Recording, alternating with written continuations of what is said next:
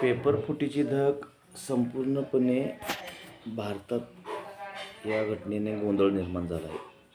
एकंदरीत नेटचा पेपर फुटल्यापासून NSUने चालू केलेल्या आंदोलनाचा CGP पातूरचा प्रवास या नेट पेपर फुटी प्रकरणी मोठमोठे मोर्चे, आंदोलने, युवकांची, विद्यार्थ्यांचे संपूर्ण भारतभर निदर्शने चालू आहेत. त्यातच मुंबईत काल विद्यार्थ्यांना मुंबई पोलिसांनी उचलून अरेस्ट केलं होतं आणि आपल्या गाडीमध्ये त्यांना ठेवलं असता त्यांच्यावरती एका कर्मचाऱ्याने म्हणजे त्या कर्मचाऱ्याला होणाऱ्या त्रासासंदर्भात त्यांनी 50-50 ग्रॅम पावडर खिशात ठेवून कायमस्वरूपी आत टाकण्याची धमकी दिली. आता सगळ्यात महत्त्वाची पावडर कोणती, ड्रग्स होतं, चरस होती का गांजा होती, ह्याची पहिला सरकारने चौकशी केली पाहिजे. कारण राज्याचे जे गृहमंत्री आहेत तेच मुख्यमंत्री आहेत.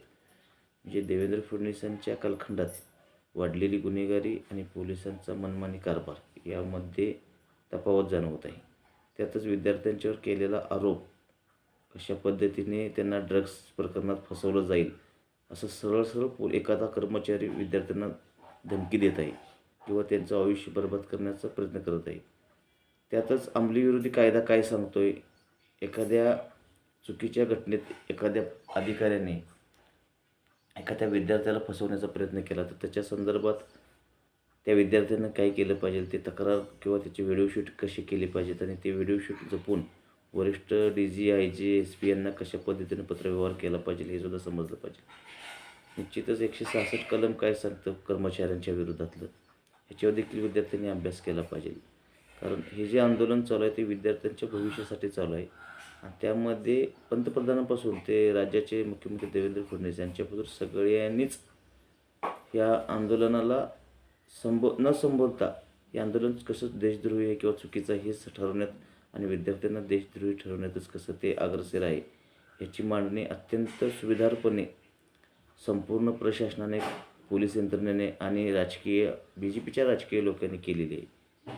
त्यातच ह्या संपूर्ण प्रकरणाचा जंतर-मंतरवरून जो काही प्रवास चालू आहे तो आता आपल्या राज्याच्या सांगली, कोल्हापूर, मुंबईपासून येऊन टपला आहे. म्हणजे विद्यार्थ्यांचं भविष्य हे निश्चितच एका पेपरमुळे जर बर्बाद होत असेल किंवा नेटच्या पेपर फुटीबरोबर बर्बाद होत असेल तर याच्यावरती कारवाई होणं, अधिकाऱ्याला बडतर्फ करणं, निलंबन करण्यापेक्षा त्या अधिकाऱ्याला बडतर्फ करणं हा महत्त्वाचा कायदा आहे.